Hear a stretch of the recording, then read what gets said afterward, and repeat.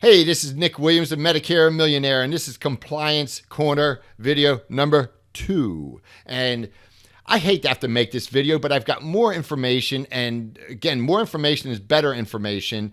But also because I had a very disturbing conversation with an agent today who basically said because of things they've seen online, they're pretty much afraid to sell Medicare Advantage insurance, which is ridiculous. I find it appalling that there's information online that would scare people away from selling a product, but it makes you wonder.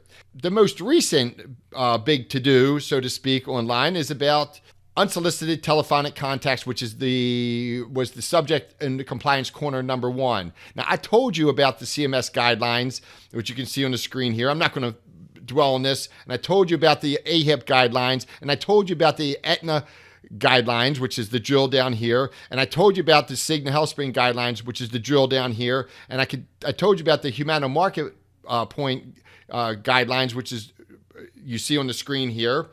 Also, United Healthcare and their guidelines. I told you about the conversations I had with compliance departments, the fact that I can get reference numbers for calls to the compliance departments, and that you could do the same thing, that you could be very compliant. But, here's the thing. If these online organizations or whatever were to just take some time and drill down, we're here at the document that they use online to say you can lose your license if you sell Medicare Advantage in such and such ways, which they are wrong. If they were just to drill down, again, here's the item that they pull from the guidelines that references the problem.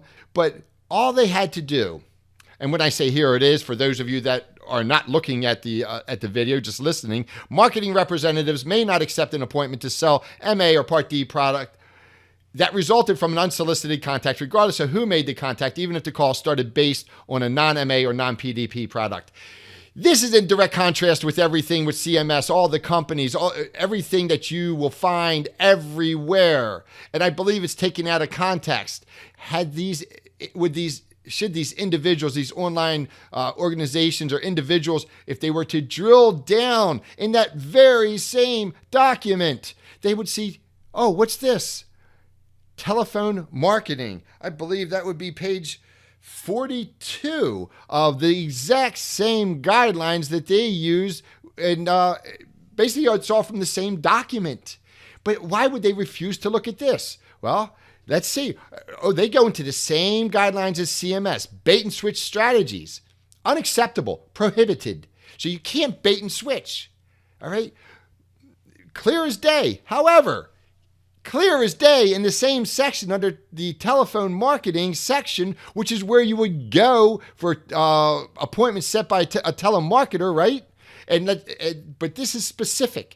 If during the course of an outbound call by a Medigap issuer, a beneficiary requests information on a MA or PDP product, the agent must document a scope of appointment by obtaining either written or recorded oral agreement before discussing MA or PDP products. It's telling you what to do. Exactly what to do. It's telling you the same things that I've been telling you and that I was emphatic about in the Compliance Corner number 1. It's the exact same thing. But for some reason, people don't want to drill down. They want to be lazy and tell you things and scare you. I don't know why, and it doesn't matter why. But just imagine if that was a little old lady or a little old man that needed help, that they said you went to their home or you were talking to them on the phone. They said, I need help with my Medicare. I got a Medicare Advantage plan. They're not paying for my drugs. In essence, according to these so-called internet gurus, you got to tell them, I can't help you. And you got to walk away. You can't help them. You're not allowed to help them. So, you can't ask them anything. You can't do anything to help those people because that would be against the guidelines. It makes no sense. CMS wants you to help the Medicare beneficiaries. In addition, what I find appalling, equally appalling, I should say, and offensive, is that agent could be struggling to pay their bills. But yet if they listen to these online people, they would perhaps walk away from that or maybe not even be licensed. And And not only do they not help these needy elderly Medicare beneficiaries, but they don't get paid. So you tell me if that's right. Somebody's telling you the wrong thing. Therefore, you have seniors that aren't helped, and you have agents that are not making money to feed their families, to pay their bills, to build their business. It's fine and dandy when you got your money, but now you're telling other agents the wrong thing so that they can't be successful as well. You know, again, offensive and appalling. Let's see. Is there anything else I want to touch on there? Here's the deal. Best course of action.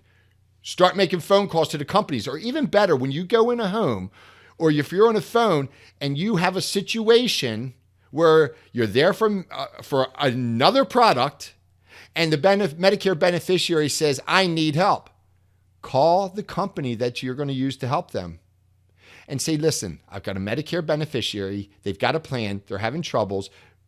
They need help. What should I do? Let them tell you what to do. Okay, don't listen to me.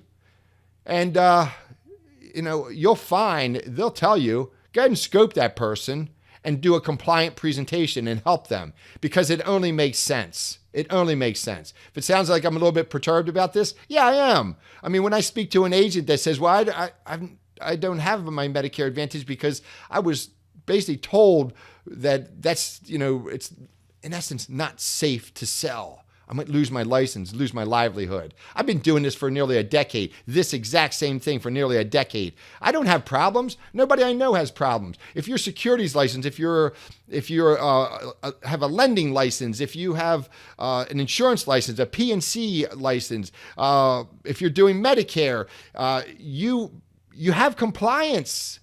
And if you break the rules, you lose your license. But the rules they're no big deal. And one last thing. The certification is not a big deal either. You take a few days each year and you get certified. People whine and cry about it, but it's no big deal. And after the first year, it becomes less because they don't require as much from you to complete the course. Anyhow, that's it. I'm done. Have a great day.